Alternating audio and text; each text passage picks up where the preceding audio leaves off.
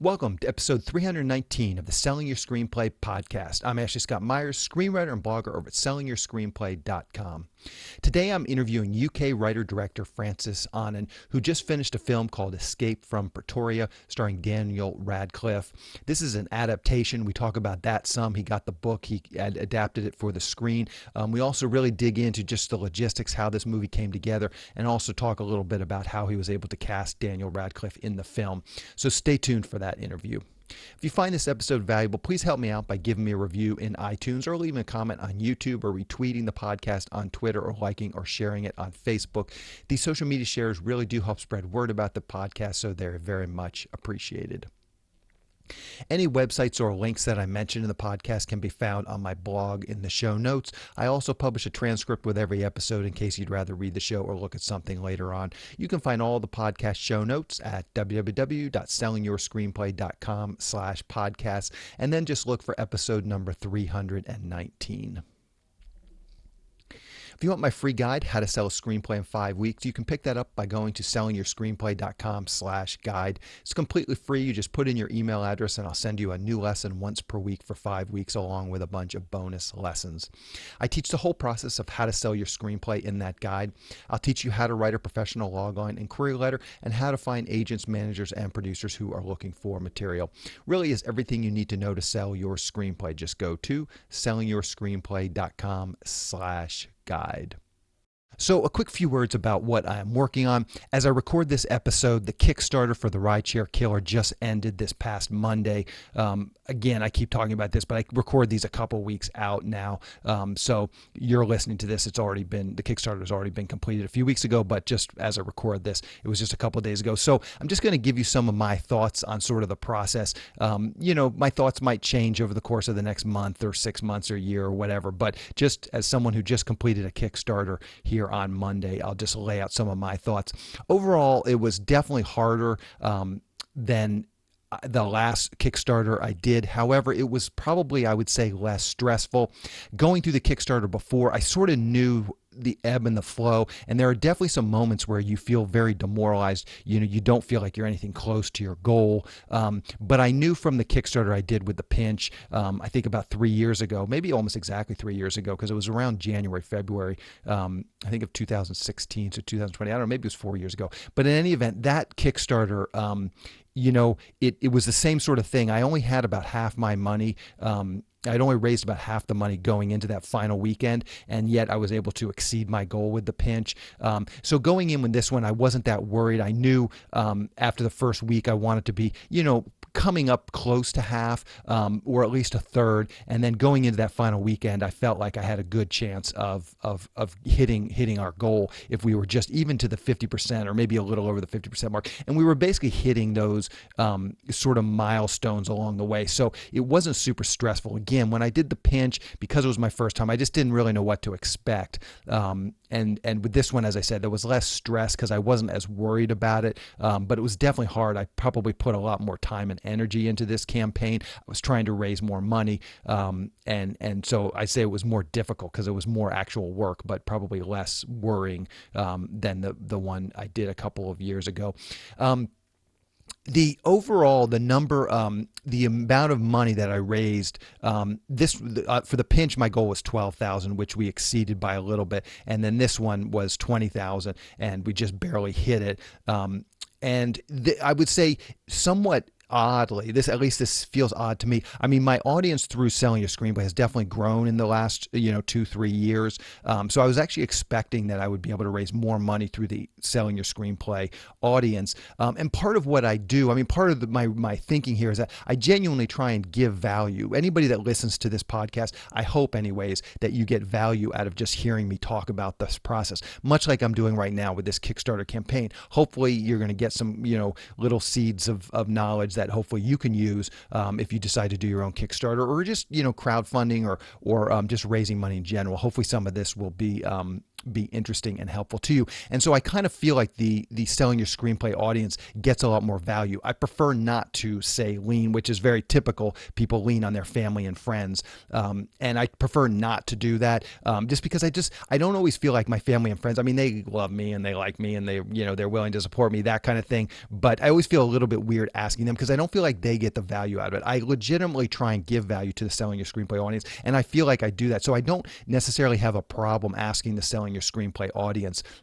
for contributions, because again, I feel like it's all sort of part of the process, and the people who listen to the podcast are going to get a lot of the value out of it. So again, that's sort of what I'm trying to lay out. I would say on this one, and same thing with the pinch, about $10,000 of the money that was raised was I would say directing.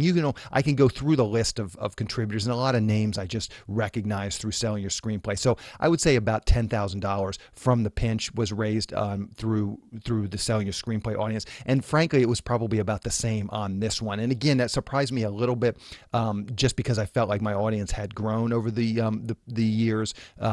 I don't know if maybe it's less compelling to do post-production. Maybe people feel more invested if the movie hasn't been shot yet. I don't really know. The other thing that was a little surprising was I had a lot less contributors. Again, the amount of money from selling your screenplay, the selling your screenplay audience was about the same as the pinch, but there was it was a higher dollar value per contribution, but there were less people. I don't really know I don't know why that was. It seems strange to me. I would have expected more people contributing, just individual contributions. So I don't really know why that is the case, and I'm not really sure if that's a good thing or a bad thing. I would think you would want more people giving less than more than less people giving more. But I don't know. But anyways, those are just sort of some thoughts.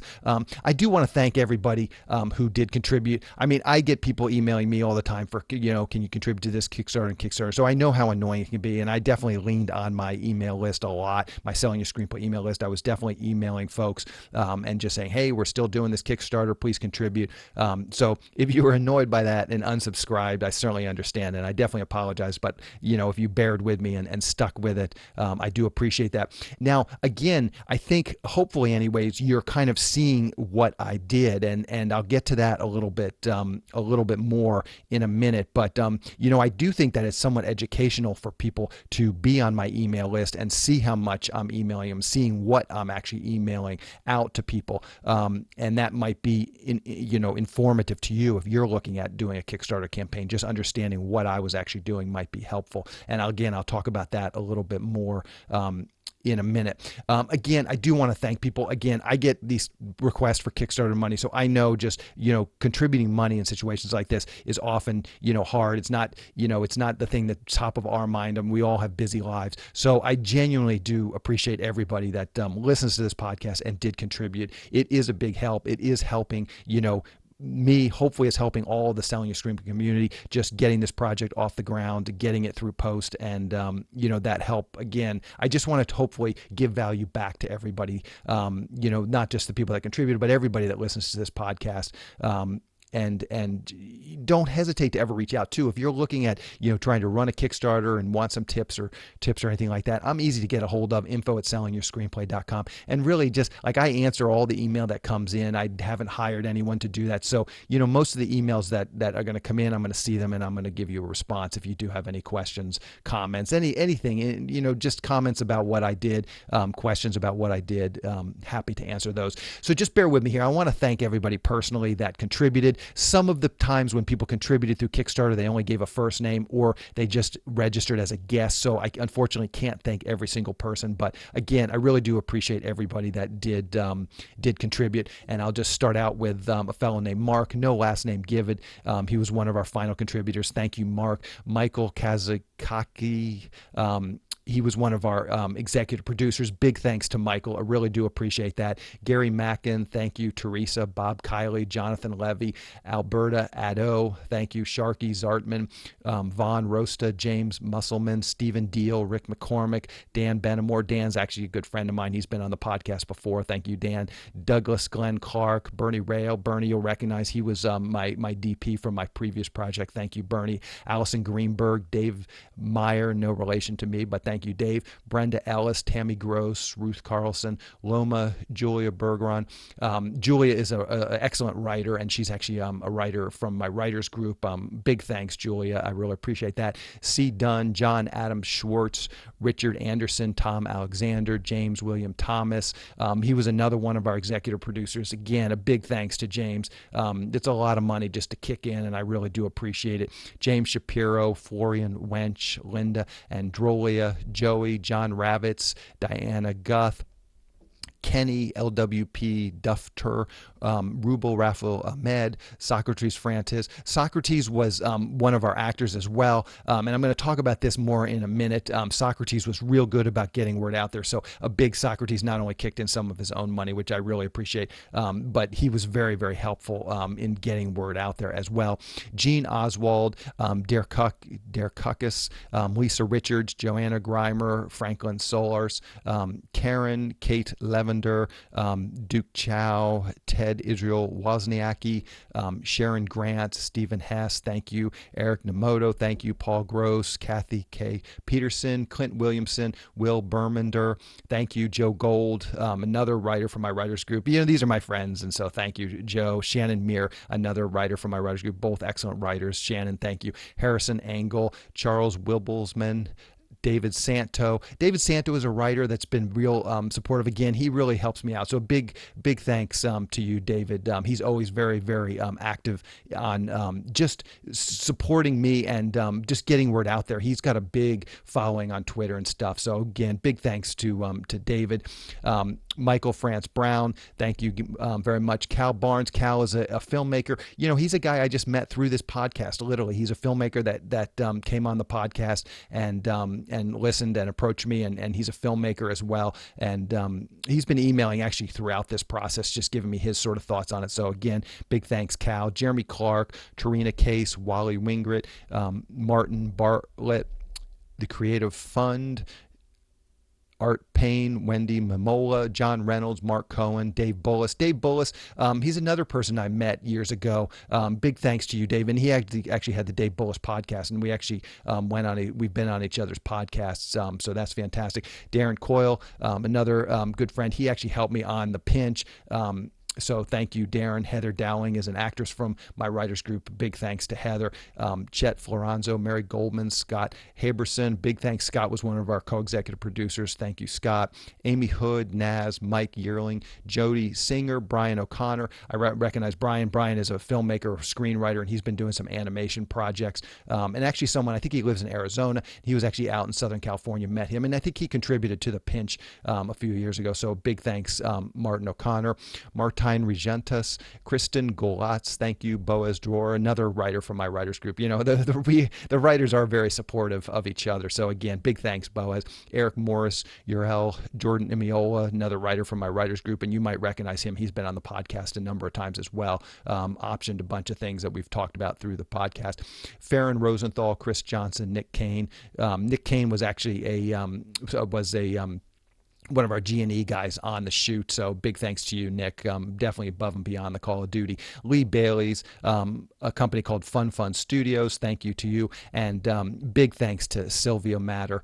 She was literally the first contributor, and that's always just fun. When you launch this thing, it's always a little bit scary. You don't know what's going to happen, and so getting that first contribution is just a real moral just boost. It's just it's fantastic when you see that. So Sylvia was the first one. Sylvia Matter was the first one to contribute. So again, a big thanks. And again, I wanted to personally thank everybody here on the podcast. I really, really do appreciate it.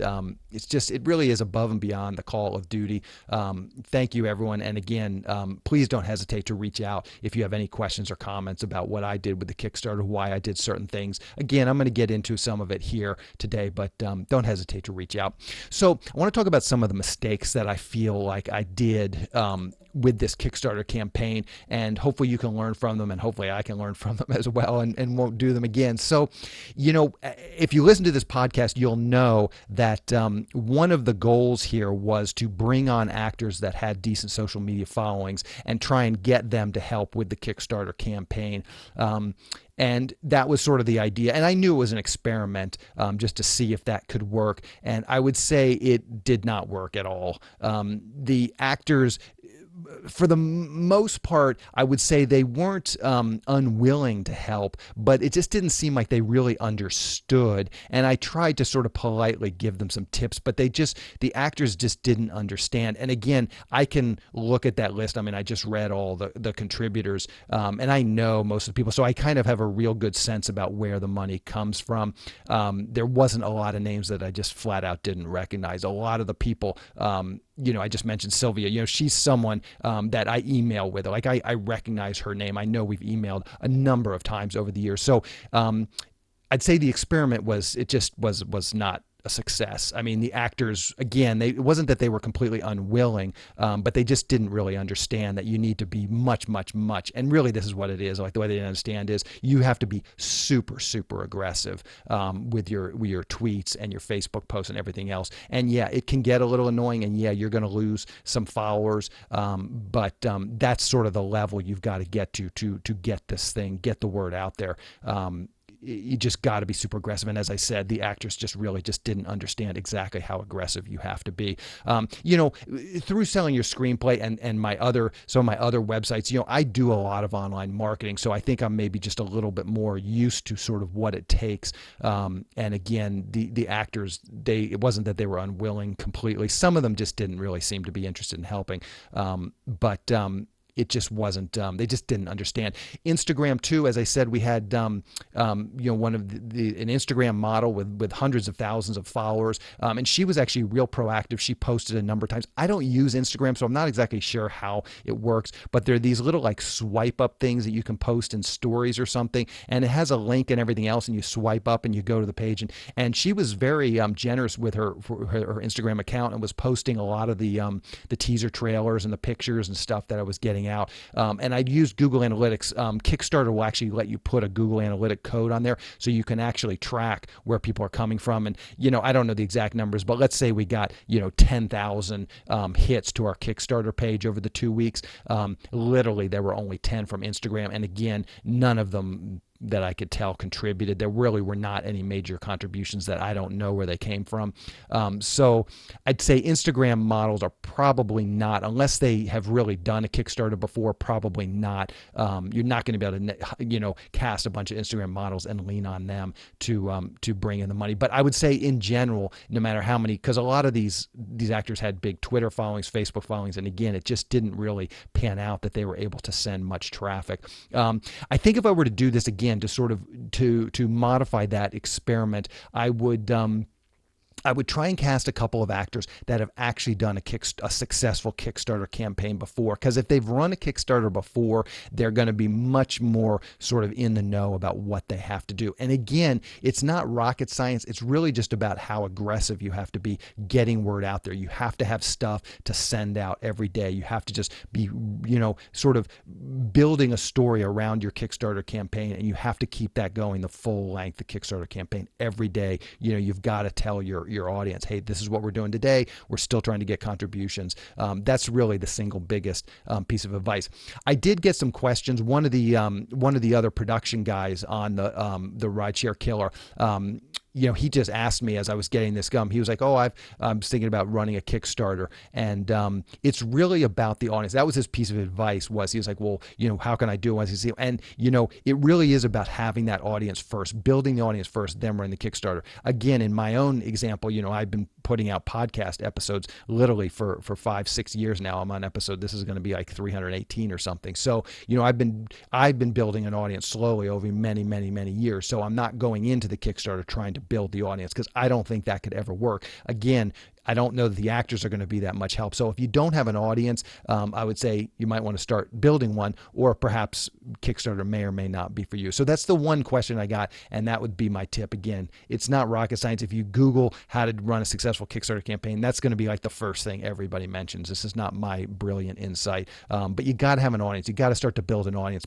long before you try and run the Kickstarter campaign. So those are, I'd say, sort of the mistakes, was maybe relying too heavily on the actors. Now, some of the good things I did, again, one of the things that you need to do with a Kickstarter campaign to be successful is you need to be really aggressive with your audience. Now, you got to be a little bit more creative than just, hey, dude, I need some more money. Can you please kick in money? So what I was trying to do was highlight, we had a great cast for this film, so I was trying to highlight some of the actors every day. And so I would create an image. In some cases, I would also create teaser trailers with those actors and post those along with us. But at least I had something new to send out. So when I was sending to my email list, my Selling Your Screenplay email list, I had a new teaser trailer. Hey, we're still running the Kickstarter. We're still looking for contributions. By the way, here's another cool little teaser trailer. And so you need something that it's not just basically me begging for money. You need something that people are enjoying so that they're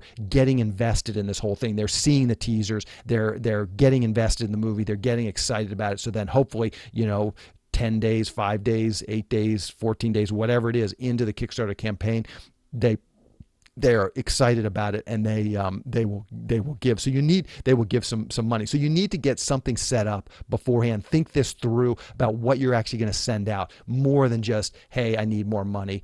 Something compelling, something that's actually going to make people open that email and look at your Kickstarter page. And again, in my case, it was these images highlighting the actors, and it was also the teaser trailers. Now, the teaser trailers were very time consuming, and that's why I say with this Kickstarter campaign, I spent a lot more time, creating all of these materials. I did all the editing. I'm not an editor. So, I was literally in some cases on YouTube, looking at, Adobe Premiere tutorials, trying to figure out how to do certain things in Adobe Premiere. So it was a little bit time consuming. I kind of enjoyed doing it, and I kind of just thought, could I ever actually edit a feature film? Let me try and throw together some of these scenes and kind of just see if I thought I could do that. I'm not gonna be able to edit the Rideshare Killer. My editing chops are definitely not there yet. So we're going to find an editor, but I felt like it was a good experience. But again, it was very, very time consuming, and I just didn't have the time to create a teaser trailer for every single day for every single one of the actors. And so I ended up creating, I think I did 3 or 4 of them, and promoted them heavily, and tried to make them as good as possible. But again, I knew they were a little rough around the edges. But again, that was really a function of me just not being an editor.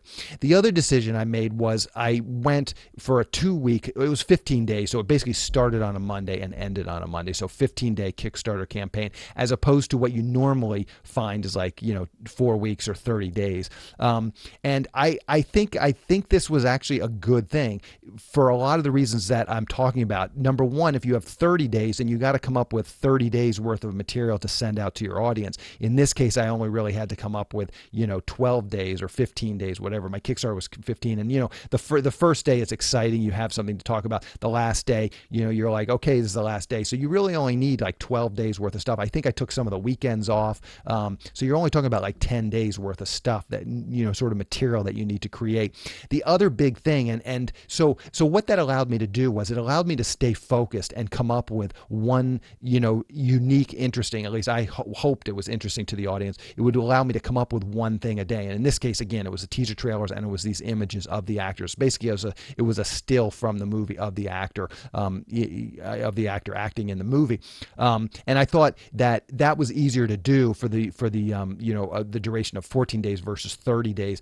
The other thing, and I've talked about this before, when I did the Kickstarter for The Pinch, those middle 2 weeks, I got 0 contributions. And so it was really demoralizing. And, I'm sitting out there, you just feel like you're kind of just treading water. So I just kind of thought, what's the point in running it for those 2 middle weeks when I didn't get any contributions? So I actually think my decision to do the 2-week versus 4-week was a good one. I would do it again, because at least for me, it allowed me to stay more focused. Like, it's hard for me, or it's hard for anybody, to take a month off of everything. I mean, we all have lives. We're all busy people. So it's very difficult to take 30 days off and really concentrate on the Kickstarter. But I was able to take off 2 weeks and kind of put some of my other work aside, put some family obligations aside, and just say, hey, I really got to stay focused on this 2 weeks. It gave me time to do the editing on the teaser trailers, creating all the images, sending out the emails, tweeting, retweeting stuff, writing emails, all that sort of stuff. I just had the time to do it.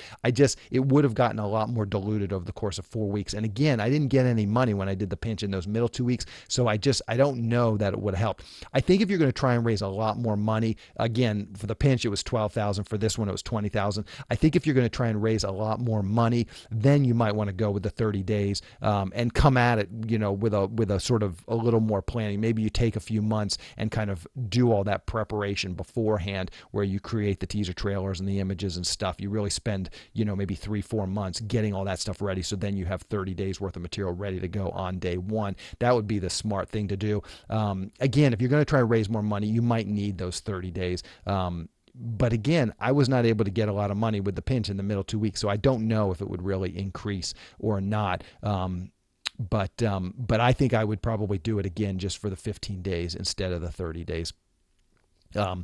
Anyway, so those are my thoughts on the Kickstarter campaign. Again, any questions, comments, if you're thinking about writing one, I'm happy to answer any questions you might have. So now what we're going to do is we're going to start meeting with editors next week. Hopefully the project can really start moving along quickly, and we'll just get it done, and hopefully I'll have a movie to show everybody. I'll definitely be talking about the movie as I go through the process, but hopefully I'll have a movie to show everybody fairly soon. So now let's get into the main segment.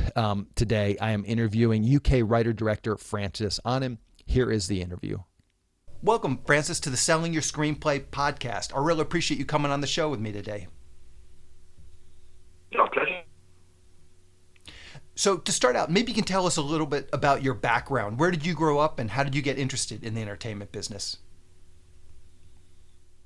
My background is more political. The idea was to study political science, something like this, and follow the family career, so and so. And then I did a training course at the BBC back in 2002, 2003, and then switched to do kind of film and television at school down in Bournemouth in the UK. And then when I graduated, I went back to the BBC and did some more training, and then won some awards for short films in Europe, and back in London and did some music videos and commercials in the Middle East and in Eastern Europe. And then through making more and more, my ultimate plan was to try and sort of make into features, either writing them myself or directing other people's scripts. And then, eventually 2012, I ended up meeting the producers of Escape From Pretoria, the British producers, at a film competition that I was kind of entering into. And they gave me the book, and kind of went from there. I gotcha. So let me just touch on a couple things from what you just mentioned. You mentioned that you were involved with these programs with the BBC. What exactly are those programs? I know here in the United States, we don't really have sort of those equivalent types of things where the government is sort of supporting the arts and trying to help people like that. What did you have to do to apply to that? And how did you get accepted into this program at the BBC? Yes, good. Different now. About 25 or so years ago, the BBC used to run 2-year-long traineeships. So you would work, in different departments, from news to current affairs, drama to live broadcast, and sort of rotate. And after 2 years, kind of the paid thing, you would then decide which department you want to go into. It was great, fantastic. They take about anywhere from 6 to about 20 people a year. Then that started sort of getting contracted and reduced. And I sort of got on the last vestige of that, which was a mentorship scheme. It was about 8 months, and you got paid in the middle 2 months to actually make a documentary or a drama. And all the other months, you were sort of given weekly lectures about, BBC etiquette and standards of practice and this sort of thing. And I was doing that whilst I was at college. So it was quite difficult fitting a lot of these different things in. But now they don't really do anything that long anymore. It tends to be sort of bespoke and project by project. I gotcha. Okay, so let's dig into your latest film, Escape From Pretoria, starring Daniel Radcliffe. Maybe to start out, you can just give us a quick pitch or a log line. What is that film all about? Well, the film's about two Caucasian South Africans who are very much against the apartheid regime and their kind of system of racial segregation in South Africa in the 70s. And they decide to speak out, and they let off sort of leaflet launches which sort of say, apartheid is wrong and we should stand up. And the government find them, the secret police find them, they throw them in jail for 8 and 12 years, and they meet a third guy, a French freedom fighter in a white-only political prison. And the three of them decide that we're going to break out and we're going to have a good old crack at trying to break out of this prison and showing the government that they are wrong. And and then the film basically charts their escape attempts over the course of 18 months. Mm-hmm.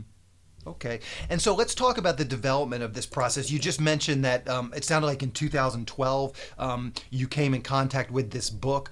Maybe you can talk about that process. So you guys get the book. On IMDb, there's a Carol Griffiths that has a story development credit, and then it looks like you wrote the script with an L.H. Adams. Maybe you can kind of just talk about that process. How did everybody contribute, and what did the process look like getting that script ready for production? Yeah, sure. So the producers, they'd lost the rights to the book, I think, back in 2011. I met them in 2012, and they said, well, what floats your boat? What are you interested in? What kind of genres do you like? So I said, about my political history and enjoying politics and thrillers, and I watch a lot of French cinema and this sort of thing. And so Mark Blaney, one of the British producers, kind of flung the book across the room and said, well, we had the rights to that and lost them, but, have a read anyway. To what you seem to like. So I read it. A couple of months later, the rights had not been executed by the previous, whoever had the rights at the moment. They reverted back to Tim. So the producers got the rights back. Then there was a couple of years where I think there were one or two drafts. I was attached to director, but there was one or two drafts that kind of weren't really kind of working. And so I took over and sort of started writing from scratch. I had the book, I had my own sensibility, and I had kind of my own sort of taste. So I kind of started again and wrote a book, based on a thriller element, trying to sort of excise the thrilling element out of it. Carol Griffiths was a kind of a friend who kind of did, I was trying with a desk sort of, really minimal, clean approach. So we chatted about, how to sort of make that work. And at that time, I don't think we got into the prison until about page 40. So it was quite a, part thriller, part prison break. And then, so we worked for about a month or two together. But then the script sort of changed a lot. Once the financiers came on board, they were like, you need to get into the prison. This needs to be a prison movie. So I had to really sort of leanly sort of, cut down that really juicy thriller type stuff that was a kind of prelude to the prison and trying the most essential parts. I spent about a year or so on kind of cracking through and reformatting the script myself. I went to Dan autumn 2016, and Sue Latimer, who's now also my agent, she loved it. She sent it to Dan the same week. He read it in about a week or so, 2 weeks, and then he then was intrigued. We met the following week, and bang, in that meeting we met for about 3 or 4 hours, and he looked the script and we were on. There was a bit of a wilderness period where I think that the previous sales agent wasn't really able to capitalize on the pre-sales for whatever reason. Then we moved to a different agent who ended up becoming the co-producer at ArcLight. And then there was another big change where we had to move last minute, literally with 4 or 5 months before prep. We had to move from Cape Town, where we were going to shoot the film, to Australia for a range of reasons. And there was a further real truncating because obviously there was a kind of budget increase with moving away from South Africa. But we had to shoot there because otherwise the film would have fallen apart. And so I had to make a lot of further very essential cuts to kind of get it down to its very, very, very sort of component parts. I think, a lot of the stuff that I did was very helpful. Part of that had to do with getting an Australian kind of co-writer on board, to sort of make some changes. And I don't know how much I should say about that, but, basically we had to go back to my draft we sort of did a draft together, but we had to go back to my one of my previous drafts, which the cast seemed to be much happier with, and then we sort of made some final changes from that, and off we went. So from 2012 right through, it was quite an interesting process. Yeah, no kidding. Maybe you can give us just a little insight into the adaptation process. I know I get a lot of people listening to this. They're trying to adapt a book. What were some of the changes you had to make to the book to make it work for a film? Were there some things you dropped? Were there some things you added? Maybe you can just give us a little insight into that process. Yeah, sure. I mean, a lot of the truncating processes that I ended up taking were purely pragmatic. I didn't necessarily want to take them because, we couldn't afford this. We couldn't afford, a one-square scene with 200 extras and 1970s paraphernalia. I had to find a more artful way of getting the same thing. So a lot of it, was not my artistic choice, as it were. But that aside, the book is about 1/4 pre-prison and about 3/4 prison, and and some of the elements afterwards. So I tried to take that as my template in terms of a split with the film. The book is very obsessed with the escape attempts. In the escape attempt, it's very technical, first of all, and there's a lot of repetition, which I really love. I love that kind of repetition. I watched a film called A Man Escaped by Robert Bresson, and that has to do with detail and repetition and obsession. I love that. But obviously, for a kind of it's important to sort of not fatigue the audience, and so I was trying to spend a lot of time distilling. If they did something 7 or 8 times, I'd go, okay, well, each time they learned this and that and that and that, and I'm going to pick 3 things that they learned that were the most important things, and try and make them learn that in one scene where they go down once. Or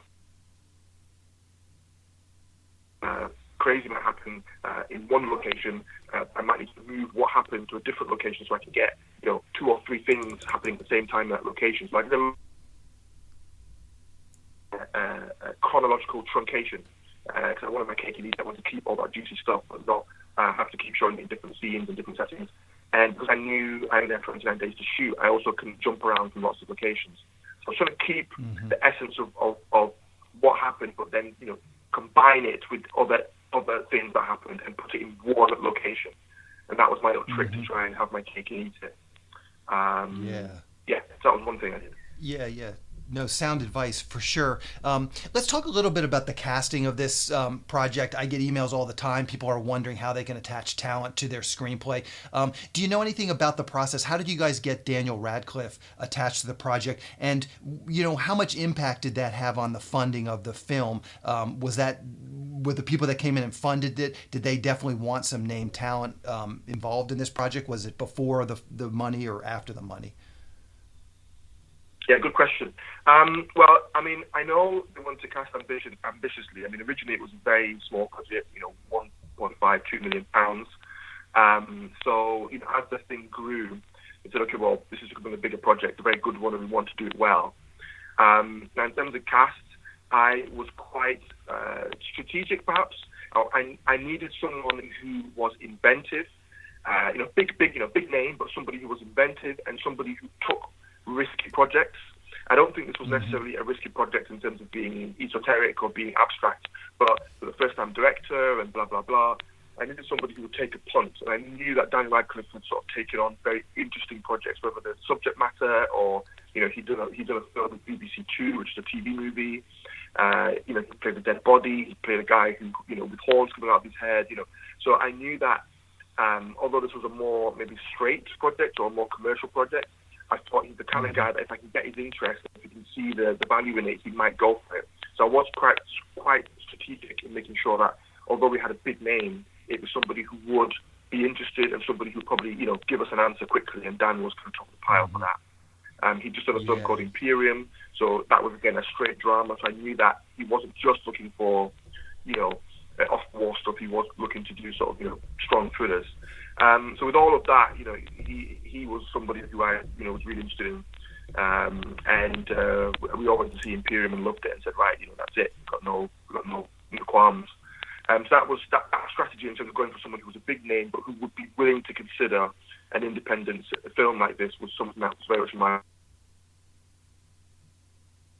In terms of financing and funding, yeah, his name meant a lot. With pre-sales, with me being a first-time director, the pre-sales, they need something to hook the project on, to get distributors to commit to, giving you what they call a minimum guarantee, paying money to have the exclusive right to sell your film before you've made it in Italy or Spain or Germany or whatever given. Any kind of names, they don't know what the film is. When they see Dan Radcliffe, they go, okay, we can look at Dan Radcliffe films that are sold, for example, in Italy or Spain, and go, oh, they're very successful. Therefore, we're willing to pay this much money upfront before you've made the film to be able to secure the right to sell the film once it's finished in Italy or whatever territory. Having a name gives those distributors something to peg the film to, and then it gives you can start to put hard figures, hard money, cash that the distributors are willing to pay the rights to sell your film. So Dan enabled that to happen in Cannes and at American Film Market and at EFM and so on. Yep. How can people see Escape from Pretoria? Do you know what the release schedule is going to be like? Yes, it'll be out in cinemas in the US from 6th of March. And in the UK from 6th of March. Now, it's also out, online, but obviously as a good cinema filmmaker, I want you to go and find the cinema and watch it there, because I've spent a lot of time on the mix. I think the immersive quality of the mix is really part of the process. It is available for those, who maybe might not have a cinema close by. It's available on pretty much every digital platform. But for cinephiles and people who are interested, I really, would encourage you to get the best experience by going and see it in a cinema. And what's the best way for people to keep up with you and your career? Twitter, Facebook, anything you're comfortable sharing, I will round up for the show notes. Yes. Director Francis, all one word, Director Francis, and I'm also on Twitter at Francis. So you can check me out there, and there's also lots of stuff. If you put Escape from Pretoria online, you'll see lots of stuff there as well. Perfect. Well, Francis, I really appreciate you coming on and talking with me today. Good luck with this film, and of course, good luck with all your future films as well. Thank you, and great questions, and hopefully people enjoy the film. Perfect. Thank you very much. A quick plug for the SYS Screenwriting Analysis service. It's a really economical way to get a high-quality professional evaluation on your screenplay. When you buy our 3-pack, you get evaluations at just $67 per script for feature films and just $55 for teleplays. All the readers have professional experience reading for studios, production companies, contests, and agencies. You can read a short bio on each reader on our website, and you can pick the reader who you think is the best fit for your script. Turnaround time is usually just a few days, but rarely more than a week. The readers will evaluate your script on 6 key factors: concept, character, structure, marketability, tone, and overall craft, which includes formatting, spelling, and grammar. Every script will get a grade of pass, consider, or recommend, which should help you roughly understand where your script might rank if you were to submit it to a production company or agency. We can provide an analysis on features or television scripts. We also do proofreading without any analysis. We will also look at a treatment or outline and give you the same analysis on it. So if you're looking to vet some of your project ideas, this is a great way to do it. We will also write your logline and synopsis for you. You can add this logline and synopsis writing service to an analysis, or you can simply purchase this service as a standalone product. As a bonus, if your screenplay gets a recommend or a consider from one of our readers, you get to list the screenplay in the SYS Select database, which is a database for producers to find screenplays and a big part of our SYS Select program. Producers are in the database searching for material on a daily basis, so it's another great way to get your material in front of them. As a further bonus, if your script gets a recommend from one of our readers, your screenplay will get included in our monthly Best Of newsletter. Each month we send out a newsletter that highlights the best screenplays that have come through our script analysis service. This is a monthly newsletter that goes out to our list of over 400 producers who are actively looking for material. So again, this is another great way to get your material out there. So if you want a professional evaluation, of your screenplay at a very reasonable price, check out www.sellingyourscreenplay.com/consultants. Again, that's sellingyourscreenplay.com/consultants. To wrap things up, I just want to touch on a few things from today's interview with Francis. I thought it was really interesting. About halfway through the interview, he made the comment that wasn't my artistic choice, and he was talking about sort of the logistics of things.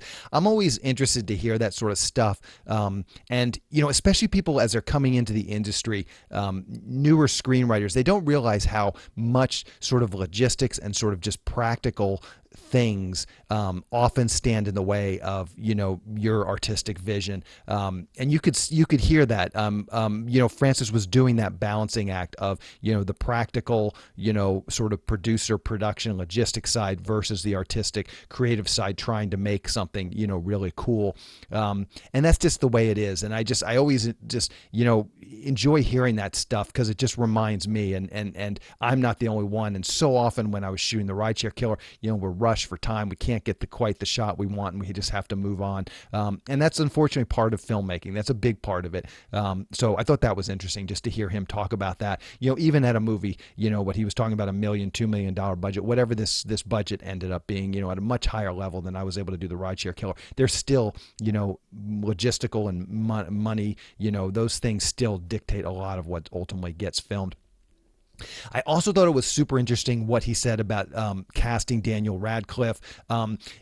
This is so important. And what I'm specifically talking about was that he was aware of the fact that Daniel Radcliffe might be open to being in a low budget drama, crime, prison heist, or prison escape movie. Now, how do you know that? Well, one of the ways you know it is by looking, staying sort of attuned, whether that is reading, Daily Variety, Hollywood Reporter, reading some of the trade magazines, Deadline.com, any of those things, and just any of those publications, and just following along with what actors are doing, what type of movies actors are being in, and sort of just being aware of that. I mean, Daniel Radcliffe, I think he's being super smart doing these types of movies. Clearly, coming off the Harry Potter, he was a big star. Those movies have started to wane. I think they're basically done. They're doing now the whatever the prequels or sequels without him, because he's gotten too old for the Harry Potter character.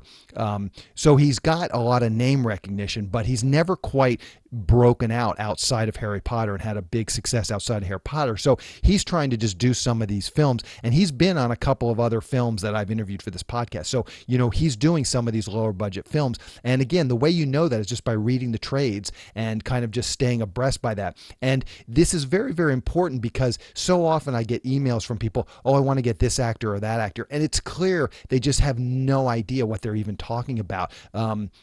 Every actor would not be right for this $2 million prison heist movie. It's you have to understand that. And if you go, the agents and managers, if you're so far out of the ballpark of making an offer, like you so little, and you start making ridiculous offers, you're going to just get ignored by the agents and managers. They're going to know, like, I know that you don't know what you're talking about. Oftentimes I'll get these, and what I mean by that, it's like, oh, how can I get Tom Cruise in my movie? It's like, Tom Cruise is not going to do a low budget prison heist movie. He's just not going to do it. I mean, his career is not. He's still doing Mission Impossible movies. But Daniel Radcliffe, I guarantee you, Daniel Radcliffe, he would go do a Marvel movie if he could get it, and that's what he's probably hoping for, is that he does a bunch of these indie films, keeps his name out there, and one of these indie films might actually take off. Some of these indie films will take off. Some of them will win, awards when award season comes. And that's exactly what a guy like Daniel Radcliffe wants. So again, it's understanding sort of where these actors are in their career, and then positioning yourself in a way that it is beneficial for him. Everything in life, it has to be a win-win. I mean, the best deals are where both sides win. Daniel Radcliffe gets to do a cool indie movie, and, Francis gets a well-known actor in his movie. So it's a win-win for both of them. And that's, how you're going to get people involved. Now, just in terms of the logistics, Francis didn't get into that so much, but, it's not that hard to just hire a casting director. If you go, you could try this. I have not done this, so I don't know if this would work, but this would be an example. Even if it didn't work specifically for this, it might work for something else. if you thought Daniel Radcliffe was right for your film, go see who the casting director was on this film and go into IMDb Pro, drill down on it, and send that casting director an email and see if you can talk to them. Now, again, these are professional people, so you're going to need some seed money to hire that casting director, but it's really as straightforward as that. Having a conversation with a casting director, that this casting director was involved in casting Daniel Radcliffe before, so you're bringing someone on that probably has at least some connections, has some reasonable chance of getting your script to them. Again, this casting director is not going to do this for free, and you're going to need some money. They're going to want what's called a pay or play offer. So you're going to need some money in escrow to go and offer Daniel Radcliffe. He's not going to just read your script from an unknown writer, unknown director. But if you come at it, and if the casting director comes at it, and you've paid the casting director, and you've got money in escrow to pay Daniel Radcliffe, he's most likely is going to read your script, and if he likes it, he might sit down and have a meeting with you, and you might get him attached to the script. Again, probably going to be what's called a pay or play offer, so you're going to have the money to pay him whether you shoot the movie or not. This is not for the faint of heart, and these are professional people with lawyers, and so you're not going to be able to wiggle your way out of it. This is legitimate stuff. I had a friend once suggest, I'll go in there and I'll make it seem like I got an offer, and then he'll love the script so much he'll agree to do it for less money. And just do not do that. Just straight up, do not think along those lines, because this business, and I can't tell you, the more production experience I get, the more I sort of interact with just everybody involved in production, from the production assistants all the way up, the cinematographers, the actors, everything else.